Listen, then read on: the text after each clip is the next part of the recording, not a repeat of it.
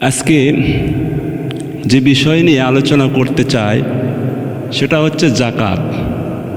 এই যাকাত এটা যাদের ওপর ফরজ হয়েছে তাদেরকে এই যাকাত দিতে হবে, এটা আল্লাহ তাআলার অর্ডার।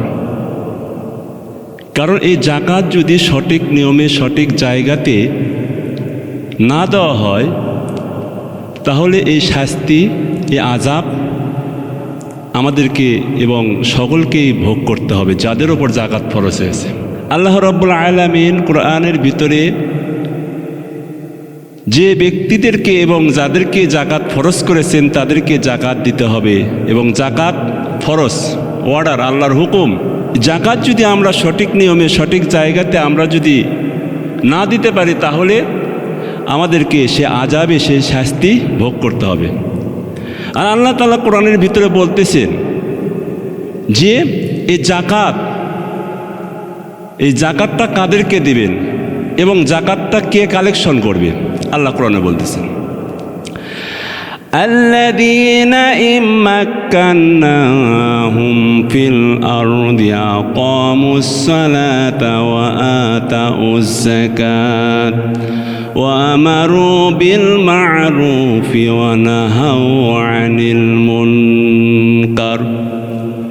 আল্লাহ রাব্বুল আলামিন এই মুমিনদেরকে আল্লাহ তাআলা ঘোষণা করলেন যে আমার আসমান এবং জমিনের মধ্যে যারা খলিফা নিযুক্ত করবেন, যারা নেতৃত্ব দিবেন, এরা হবে আমার মুমিন বান্দা, আর আমি সেই মুমিন বান্দাদেরকে ক্ষমতা দান করব।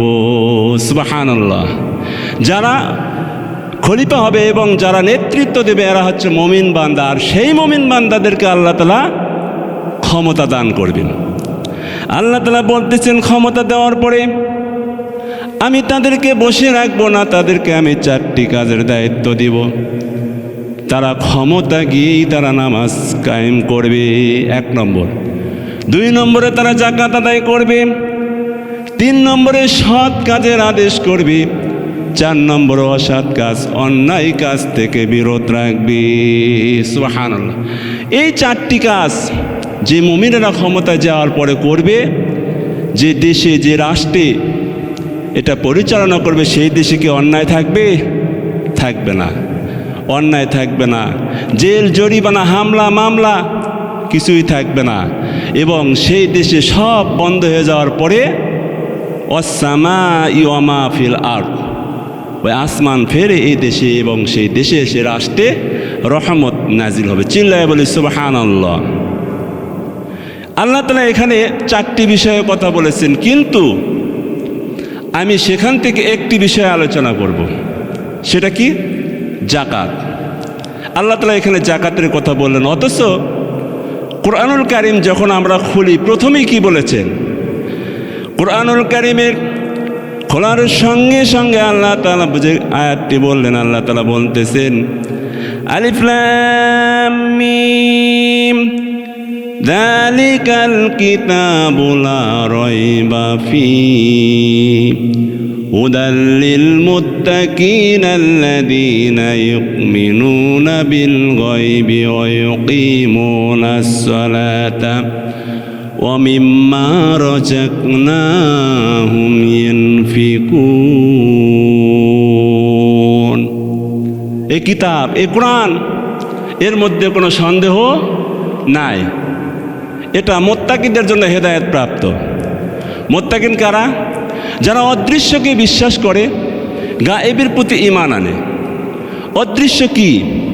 আল্লাহ তাআলাকে দেখে নাই, জান্নাত জাহান্নামকে দেখে নাই, এবং আখিরাতকে না দেখে ঈমান এনেছে। এবং তারা কি করে? সালাত কায়েম করে, নামাজ প্রতিষ্ঠিত করে। ওয়া মিম্মা রাযাকনাহুম ইউনফিকুন, আমি যে রিজিক দিয়েছি তা থেকে আমার রাস্তায় খরচ করে। আল্লাহ তাআলা এখানে প্রথমেই বললেন নামাজের কথা। আর আমরা কোরআনে অনেক জায়গায় দেখি আল্লাহ অনেক জায়গাতে বলেছে যে নামাজ এবং যাকাত। দেখেন, যাকাত এবং নামাজের দৃষ্টান্ত একেবারে পাশাপাশি। যেখানেই বলা হয় ও আকিমুস সালাত ও আতুজ যাকাত, নামাজ কায়েম করো, যাকাত আদায় করো। তার মানে হলো যাকাত অর্থ ব্যবস্থা ছাড়া নামাজ প্রতিষ্ঠিত হতেই পারে না। এই জন্য আল্লাহ রাব্বুল আলামিন নামাজ এবং যাকাতকে পাশাপাশি করেছেন। আর দুনিয়ার সমস্ত নবীদেরকেই নামাজ এবং যাকাত ফরজ করেছেন। শুধু আপনার আমার নবীর ওপরই নামাজ এবং যাকাত ফরজ হয় নাই। আল্লাহ রাব্বুল আলামিন হযরত ইব্রাহিম আলাইহিস সালাম তার বংশধরের ওপর আল্লাহ তাআলা বললেন, وَجَعَلْنَاهُمْ أَئِمَّةً يَهْدُونَ بِأَمْرِنَا وَأَوْحَيْنَا إِلَيْهِمْ فِعْلَ الْخَيْرَاتِ وَإِقَامَ الصَّلَاةِ وَإِيتَاءِ الزَّكَاةِ وَكَانُوا لَنَا عَابِدِينَ وَجَعَلْنَاهُمْ أَئِمَّةً আমি সমস্ত নবীদেরকে নামাজ এবং যাকাত ফরজ করেছি। আর তারা কি করবে? নামাজ কায়েম করবে, যাকাত আদায় করবে, ফি'লাল খায়রাত, আর ভালো ভালো কাজ করবে, আর তারা আমার বাধ্যগত তারা চলবে। আল্লাহ তাআলা বলতেছেন ওয়াজআলনাহুম আইম্মাতান, আমি সমস্ত নবীদেরকে নেতা বানাইছি। অথচ এক শ্রেণীর মানুষ আছে নবীদেরকে নেতা বলতে চায় না, ইতস্ত করে, সংকোচ করে। কেন? যে কথায় কথায় বলা হয় উমুক তুমুক অমুক নেতার চরিত্র ফুলের মতন পবিত্র। আর এই যে এখানে নেতা বলা, আর এই নেতা নাম দিয়ে রাসূল করিম সাল্লাল্লাহু আলাইহি ওয়াসাল্লামকে নেতা বলা, এটা একটা বেমানান। এই জন্যই রাসূল করিম সাল্লাল্লাহু আলাইহি ওয়াসাল্লামকে নেতা বলা যাবে না। অথচ এক শ্রেণীর মানুষ আছে, তারা উর্দুতে নেতা বললেও কোনো সমস্যা নেই, ইংরেজিতে নেতা বললেও কোনো সমস্যা নেই, এমনকি আরবিতে নেতা বললেও কোনো সমস্যা নেই।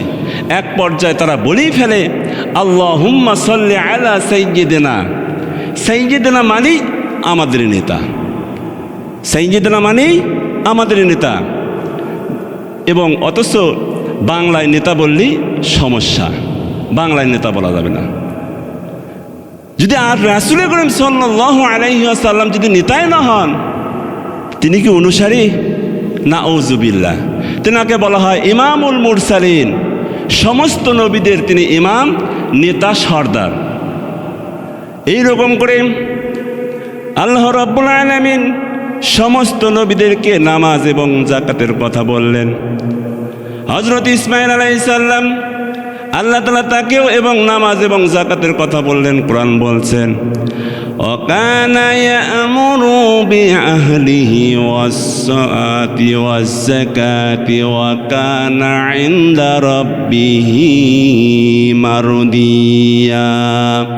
ইসমাঈল আলাইহিস সালাম তিনি তার কওমদেরকে নামাজের আদেশ করতেন, যাকাতের নির্দেশ করতেন, এবং তিনিও নামাজ করতেন, তিনিও নামাজ পড়তেন। এরপরে হযরত ইব্রাহিম আলাইহিস সালাম তিনি তার কওমের জন্য আল্লাহর কাছে দোয়া করলেন, রব্বুল আলামিন আমার কওমদেরকে আযাব দিয়েন না, তাদেরকে শাস্তি দিয়েন না। আল্লাহ রব্বুল আলামিন হযরত মূসা আলাইহিস সালামের এই প্রশ্নের উত্তরে আল্লাহ তাআলা কোরআনে বললেন আযাবি ইউসিবু বিহি মান আশাউ ওয়া রাহমাতি ওয়াসিআত কুল্লা শাই। আল্লাহ তাআলা বলতেছেন আমি যাকে খুশি তাকে আমি আমার আযাবে নিক্ষেপ করব। অথচ সকল জিনিসের উপরই আমার রহমত আছে। তবে হ্যাঁ, فَسَأْتُبُوهَا لِلَّذِينَ يَتَّقُونَ وَيُؤْتُونَ الزَّكَاةَ وَالَّذِينَ هُمْ بِآيَاتِنَا يُؤْمِنُونَ। আর যারা নাকি নামাজ কায়েম করে, যাকাত আদায় করে, আমি তাদেরকেই আমি আমার রহমত দান করব। সুবহানাল্লাহ। আল্লাহ তাআলা বলতেছেন যারা নাকি নামাজ কায়েম করে, যাকাত আদায় করে, আমি তাদেরকে রহমত দান করব। রাসূল করিম সাল্লাল্লাহু আলাইহি ওয়াসাল্লামের পূর্বে শেষ নবী হযরত ঈসা আলাইহিস সালাম, আল্লাহ তাআলা তাকেও নামাজ এবং জাকাতের অর্ডার করলেন। কোরআন বলছেন ওয়াজআলানি মুবারাকান আইনামা কুনতুম ওয়া আওসানি বিসসালাতি ওয়াজ যাকাতি মা দুমতু হাইয়ান। হযরত ঈসা আলাইহিস সালাম বলতেছেন যে আমি যেখানেই থাকি, যতদিন থাকি, জীবিত থাকি, আল্লাহ তাআলা আমাকে বলেছেন নামাজ পড়ো, জাকাত দাও। আল্লাহ তাআলা অর্ডার করেছেন। তাহলে এখান থেকে বোঝা গেল যে দুনিয়ার সমস্ত নবীদেরকে নামাজ এবং জাকাত ফরজ করেছেন, কোনো নবীকেই নামাজ এবং জাকাত থেকে রেহাই দেন নাই। দিয়েছেন না। তাহলে আপনি আমি কিভাবে ভাবলাম যে আমাকে নামাজ পড়তে হবে না, জাকাত দিতে হবে না? জাকাত দিতে হবে, নামাজ পড়তেই হবে। আল্লাহ রাব্বুল আলামিন কোরআনের ভিতরে 3টি জায়গায় জাকাতের গুরুত্ব দিয়েছেন। সূরা বাকারাতে বলতেছেন ইয়া আইয়ুহাল্লাযীনা আমানু আনফিকু মিন তাইয়্যিবাতি মা কাসাবতুম ওয়া মিম্মা আখরাজনা লাকুম মিনাল আরদ। হে ঈমানদার লোকেরা, তোমরা যে নিজেরা যা উপার্জন করো সেগুলি, আর জমিন থেকে যে ফসল উৎপন্ন করায় দেই সেখান থেকে ভালো ভালো জিনিস আমার রাস্তায় দান করো, আমাকে দাও। আল্লাহ তাআলা চান, তার মানে কি আল্লাহ তাআলা গরিব? না, আল্লাহ তাআলার গরিব বান্দাদেরকে দাও, তাদের হক। আরেকটি আয়াতে বলতেছেন কুলু মিন সামারিহি ইদা আতমারা ওয়া আতু হাক্কাহু ইয়াওমা হাসাদিহি। যেদিন তোমরা ফসল কাটবে, এই ফসল কাটার দিনই আল্লাহর হক আল্লাহকে দিয়ে দাও। পরিমাণটা কীরকম হবে? আকাশের বৃষ্টির পানি হলে, আকাশের বৃষ্টির পানি যদি হয়, তা দিয়ে যদি ফলন হয়, ফসল হয়, তাহলে 10 ভাগের 1 ভাগ দিবে। 10 মণ গম হলে, ধান হলে, ডাল হলে সেখান থেকে 1 মণ দিয়ে দাও। সুবহানাল্লাহ। 10 মণে 1 মণ। আর যদি সেচের মাধ্যমে হয়, সেচ পরিকল্পনার মাধ্যমে ডিজেল, পেট্রোল, ইঞ্জিন চালু করে, পয়সা পাতি খরচ করে, অনেক পরিশ্রম করে, কষ্ট করে, উপার্জন করে, তা দিয়ে যদি ফসল হয়, ফলন হয়, আল্লাহ তাআলা বলতেছেন বান্দা তোমার অনেক কষ্ট হয়েছে, অনেক শ্রম দিয়েছো, আল্লাহ তোমার ওপর জুলুম করবে না, তোমাকে 10 মণে 1 মণ দিতে হবে না, এবারে 20 মণ হলে সেখান থেকে 1 মণ দিও। সুবহানাল্লাহ। ওমাল্লাহু বিযাল্লামিন লিল আবিদ। আল্লাহ বান্দার ওপর জুলুম করেন নাই, করেছেন। এইভাবে ফসলের জাকাত দিতে হবে। এই ফসলের জাকাতকে বলা হয় ওশর। ওশর কীরকম?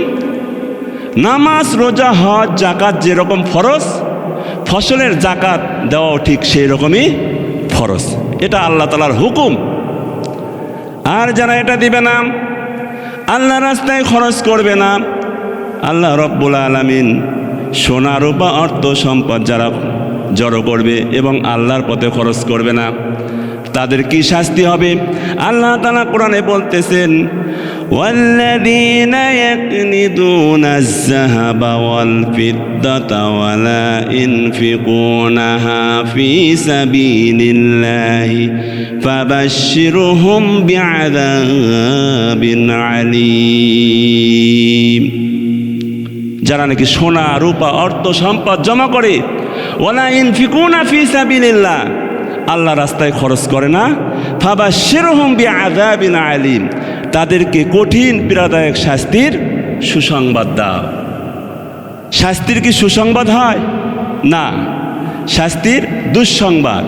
তাহলে সুসংবাদ বললেন কেন?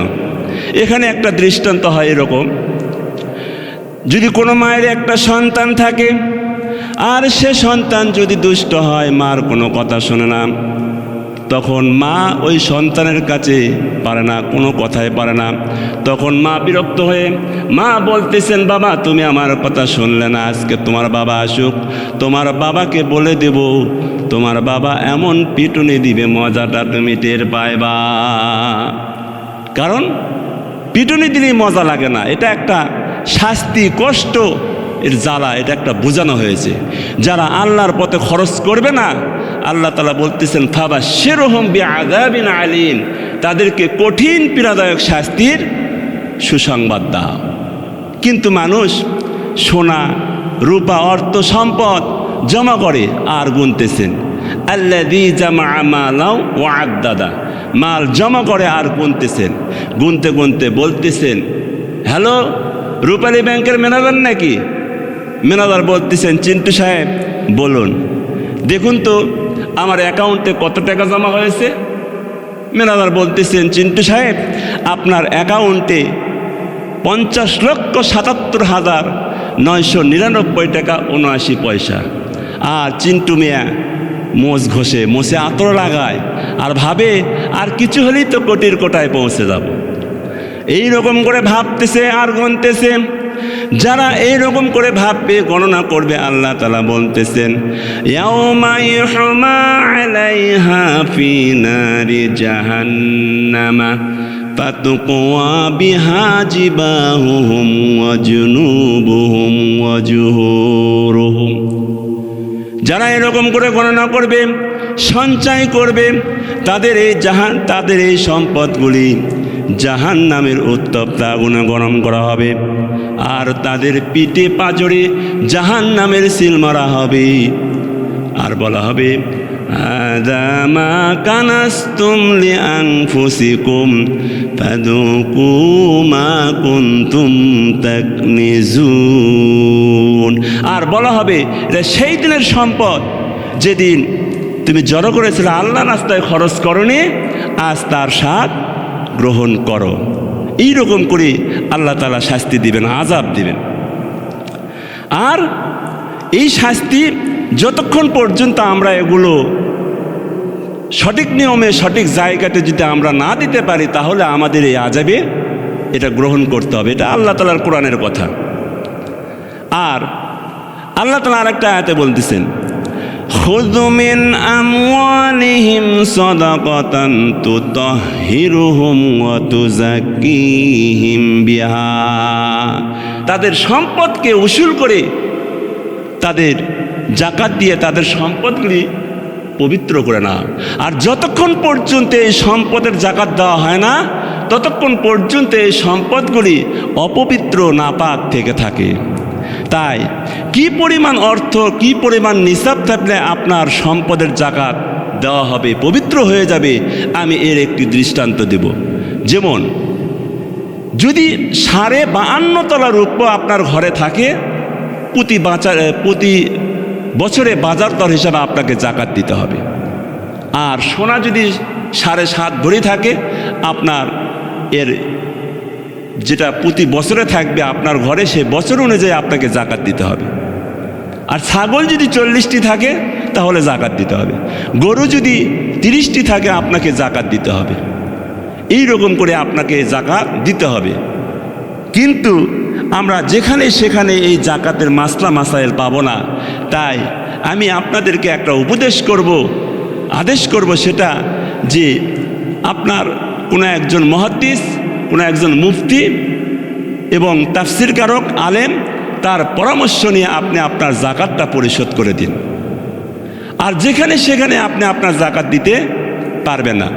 জাকাত দেওয়ার খাত আছে, জাকাত কোথায় কোথায় দিবে আল্লাহ তাআলা কোরআনে বলতেছেন ইন্নামাস সাদাকাতু লিল ফুকারা'i ওয়াল মাসাকিনি ওয়াল আমিলিনা আলাইহা ওয়াল মুআল্লাফাতি কুলুবুহুম ওয়া ফির রিকাব ওয়াল গারিমিনা ওয়া ফি সাবিলিল্লাহি ওয়া ইবনিস সাবিল ফারিদাতাম মিনাল্লাহ আল্লাহু আলিমুন হাকীম। জাকাত কোথায় কোথায় দিবেন আল্লাহ তাআলা কোরআনে লিস্ট করে বললেন। জাকাত দেওয়ার খাত 8টি। সকলে বলে আলহামদুলিল্লাহ। জাকাত দেওয়ার খাত 8টি। প্রথমেই আল্লাহ তাআলা বলতেছেন ইন্নামাস সাদাকাতু লিল ফুকারা, যে গরিব, বিধবা, কিশোর, শিশু এদেরকে দাও। গরিব কারা? নিজের জীবন জীবিকায় অন্যের মুখাপেক্ষী, এক কথায় সর্বহারা, নিঃস্ব গরিব মানুষ। কিন্তু এই গরিব যখন মানুষের কাছে এসে বলে ভাই আমাকে সাহায্য করো, মানুষ বলে তোমার সাইজ মাইজ তো খুবই ভালো, কাজ করে খাইতে পারো না, তখন এখানে এই কথাটা বলা হয়। অথচ আল্লাহ রাসূল সাল্লাল্লাহু আলাইহি ওয়াসাল্লাম বলতেছেন লিসাইলিন হাক্কুন ওয়া ইন জাআ আলাল ফারস, ভিক্ষা প্রার্থী যদি ঘোড়ার চড়েও আসে তাকে ভিক্ষা দিতে হবে। আর আপনি সাইজ দেখলেন, এটা করা যাবে না। এরপরে বলতেছেন ওয়াল মাসাকিন, মাসাকিনকে মিসকিন কারা? যারা সমাজের ভিতরে এমন লোক আছে যে সুন্দর জামা পরিধান করে, গায়ে আতর মাখে এবং মসজিদে এসে নামাজ পড়ে, কিন্তু মানুষের কাছে সে সাহায্য চায় না। দেখা যায় তার বাড়িতে ঠিকমতো রান্না হয় না এবং বাজার হাট নেই, কিন্তু সে কারো কাছে চায় না। কেন? তার সম্মানে, তার আত্মমর্যাদায় বেঁধে যায় যে সেই জন্য কারো কাছে সে চাইতে পারে না। অথচ আল্লাহ তাআলা বলতেছেন ও কারো কাছে চায় না, ওকে আমি সৃষ্টি করেছি, ও আমার বান্দা, ও আমার কাছে চায়। আর তোমরা যারা ধনাঢ্য ব্যক্তি, শক্তিশালী, এবং তাদেরকে খুঁজে বের করে সাহায্য করো। সুবহানাল্লাহ, তাদেরকে খুঁজে বের করে করে সাহায্য করতে হবে। 3 নম্বরে বলতেছেন ওয়াল আমিলিন, আমিলিন কারা? যারা সরকারি কর্মচারী হবে।